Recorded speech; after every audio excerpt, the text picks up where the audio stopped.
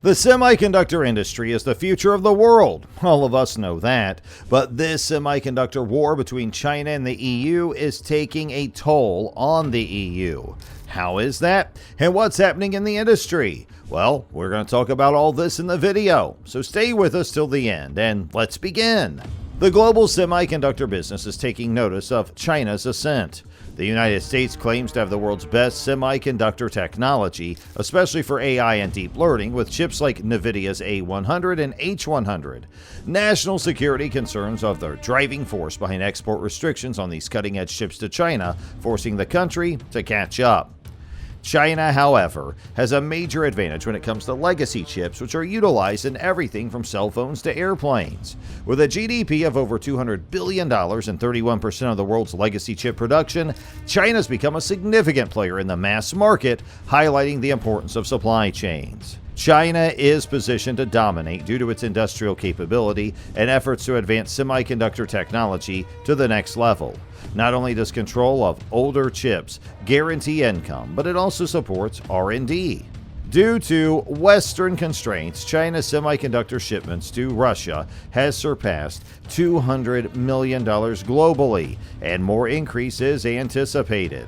China's technological independence is strengthened by this trend, which also undermines its U.S. influence. The United States is pressuring allies, including Japan, Taiwan, and Europe, to support its limitations on semiconductor sales to China in the face of escalating tensions. This technology impasse reflects larger geopolitical power dynamics in the global tech space and goes beyond trade. The impacts of the U.S. semiconductor ban are being felt throughout Europe. To contain China's military capabilities, the policy seeks to restrict its access to cutting-edge American semiconductors that are vital for military applications. Under current U.S. policy, selling China premium chips for military use is prohibited, and stringent procedures are in place to uphold this position. But most of the chips that are shipped to China are not high-tech. Rather, they're low-tech, and they bring in billions of dollars for U.S. businesses. This revenue demonstrates a sophisticated approach to trade policy by supporting substantial research and development initiatives back home. Notwithstanding limitations, Commerce Secretary Rondo highlights the significance of the Chinese market and recognizes its enormous size and economic potential. China continues to be a significant market despite export restrictions. Just in 2014, it brought $10 billion in sales to NVIDIA, demonstrating its economic significance. The intricacy of the problem is reflected in Europe.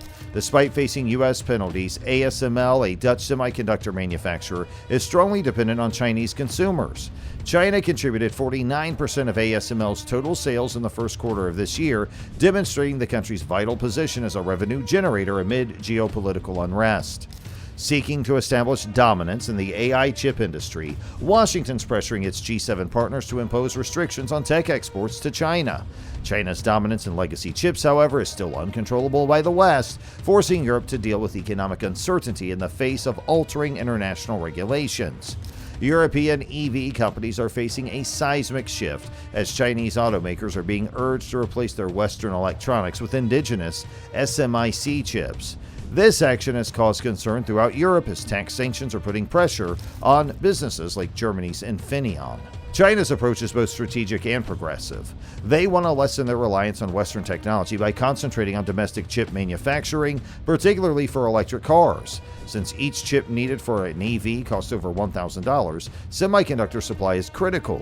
China has quickly surpassed other nations to become the world's top exporter of EVs, and government orders to local businesses like BYD and GIL promote the use of homegrown alternatives instead of imported ones, strengthening China's semiconductor sector and encouraging innovation. The automobile sector is becoming more and more dependent on electronics, and semiconductors are predicted to play a big part in this. Electronics will account for 45% of the cost of producing a car by 2030. China's growing presence in the global automotive market, especially in Asia, along with her emphasis on homegrown EV chips, has the potential to completely change the semiconductor industry. The head scientist at TSMC warns against underestimating China's potential while highlighting the significant influence of its dominance in the global semiconductor sector. Although the United States continues to lead the world in the generation of novel ideas, China is at the best at quickly implementing and expanding upon these ideas once they're established. Beyond catching up, China's strategic priorities include leading new industries like EVs, of which it's now the world's top exporter. They also want to influence international technical trends. China seeks to establish dominance in industries where innovation and technological leadership are crucial by giving priority to sectors that are important to future economies. The chief scientist's viewpoint is a sobering reminder of China's tremendous technical advancement and its revolutionary effect on international markets and innovation ecosystems. Further changes and difficulties are anticipated in the global competitive landscape in semiconductor technology and other fields, as long as China keeps making large investments in R&D and developing its technological foundation. China made a big impact on the worldwide EV market in October of last year when it exported over 130,000 EVs, including well-known models like Tesla. Beijing's complete control over the supply chain is what makes this breakthrough so noteworthy. Chips made in China are likely to dominate the market as long as the country's EV production keeps rising. The ramifications are especially concerning for Europe, as high initial manufacturing costs have historically been a barrier to entry. China presents a significant challenge due to its rapid pace of innovation and cheaper production costs. Chinese enterprises have been driving significant expansion in semiconductor production as a result of President Xi Jinping's mandate to prioritize innovation.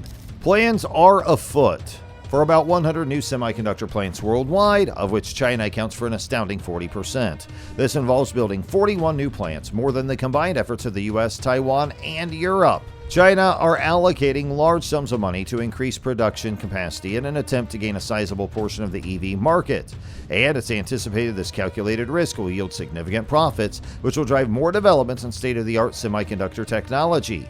China's dedication to leading the industry is demonstrated by a comparison of the capital expenditure to sales ratios across major global semiconductor manufacturers.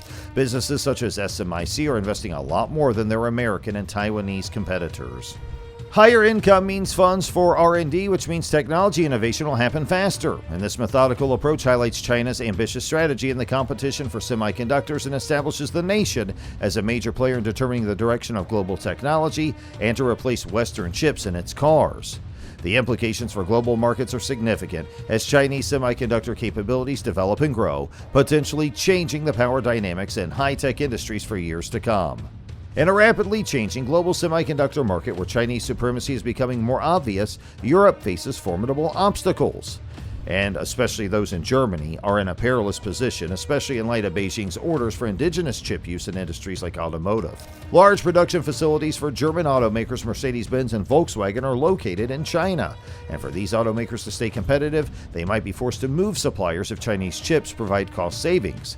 Beijing's insistence on domestic chip usage, which is expected to rise from 10% to possibly 25% of sourcing, makes it harder for European businesses to compete. Hey, with this, we've come to the end of our video. Make sure you share your views in the comments section below. And if you enjoyed, don't forget to like, share, and comment, and also subscribe.